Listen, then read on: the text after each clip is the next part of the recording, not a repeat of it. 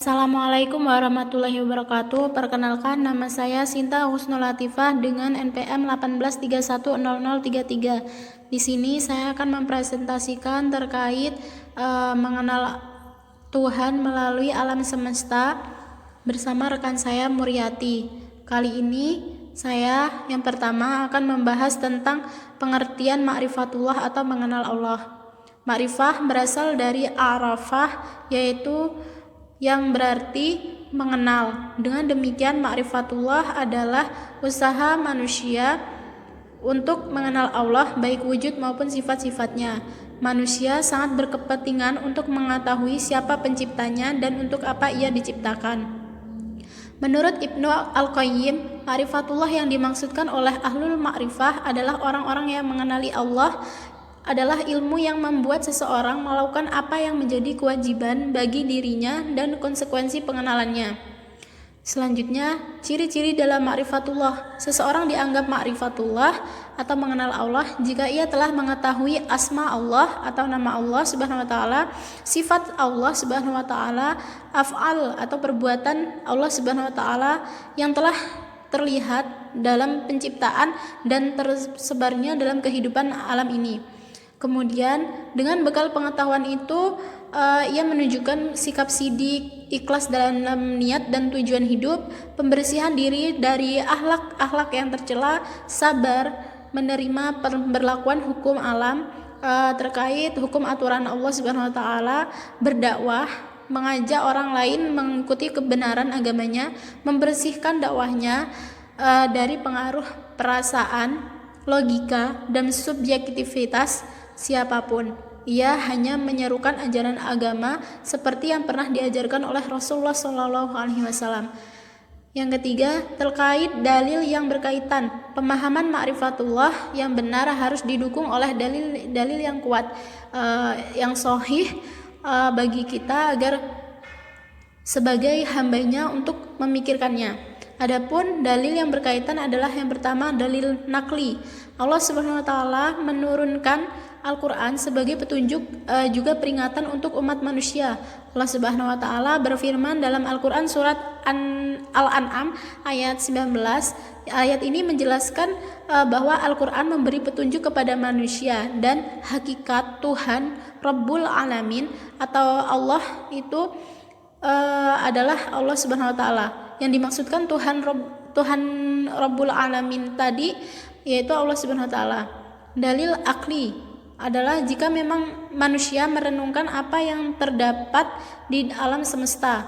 Dalil akli ini membahas tentang jika manusia merenungkan apa yang terdapat di alam semesta, pasti akan menyadari bahwa keharmonisan sistem alam semesta tidak terjadi secara kebetulan. Pasti ada yang maha mengatur dan maha menjaga atas hal ini. Dialah Allah Subhanahu wa taala. Sesungguhnya dalam penciptaan langit dan bumi dan silih bergantinya malam dan siang terdapat tanda-tanda bagi orang-orang yang berakal. Hal itu tertera dalam Quran surat Al-Imran ayat 190. Adapun dalil fitrah, yaitu jika manusia menggunakan fitrahnya, maka dia pasti akan menyatakan bahwa tidak ada Tuhan selain Allah.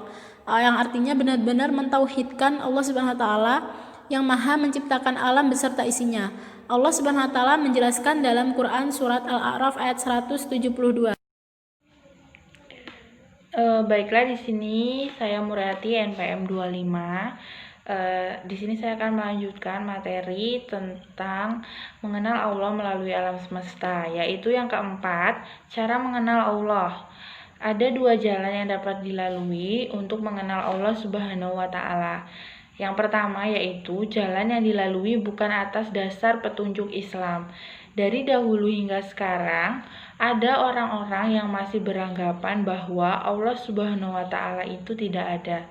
Hanya karena mereka tidak dapat melihatnya melalui panca indera mereka sendiri atau disebut dengan al-hawas. Dengan alasan tersebut, mereka tidak mempercayai hal yang atau sesuatu yang gaib. Nah, padahal panca indera kita sendiri terbatas kemampuannya dalam menganalisa sesuatu yang tampak, apalagi terhadap yang benda-benda yang tidak tampak.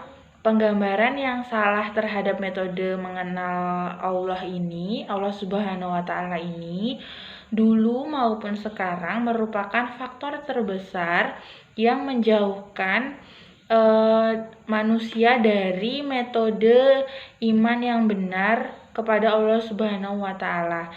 Padahal penggambaran macam ini jelas-jelas sudah salah. Yang kedua, jalan yang dilalui berdasarkan petunjuk Islam.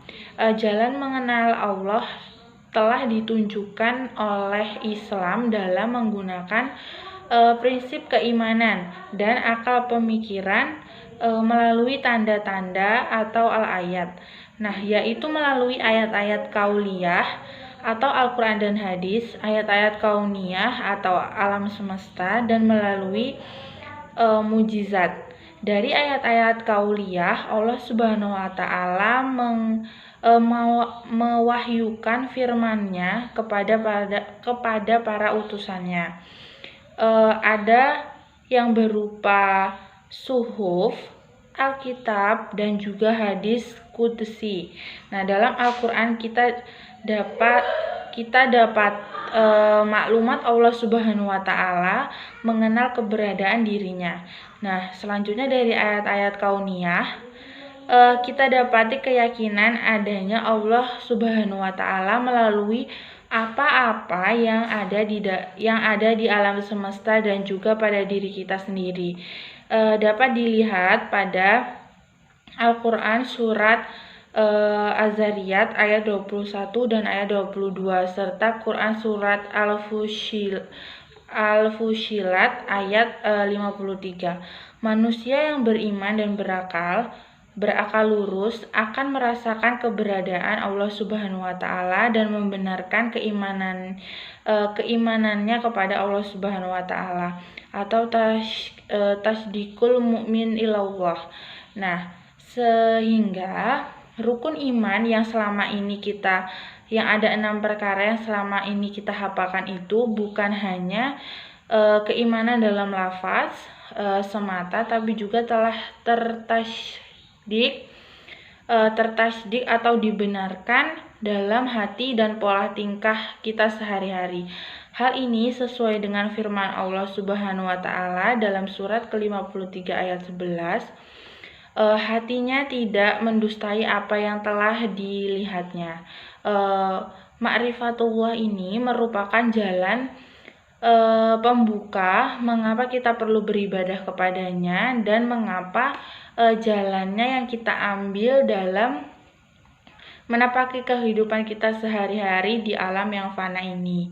Selanjutnya yang kelima yaitu jalan penghalang dalam ma'rifatullah.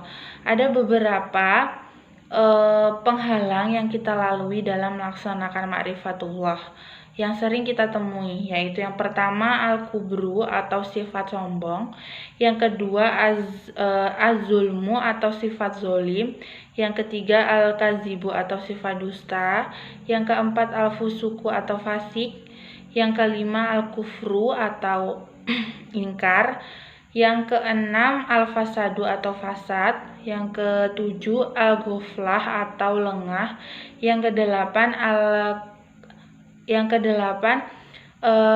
kasrotul ma'asi atau banyaknya berbuat durhaka, dan yang kesembilan itu al-irtiyah atau ragu-ragu.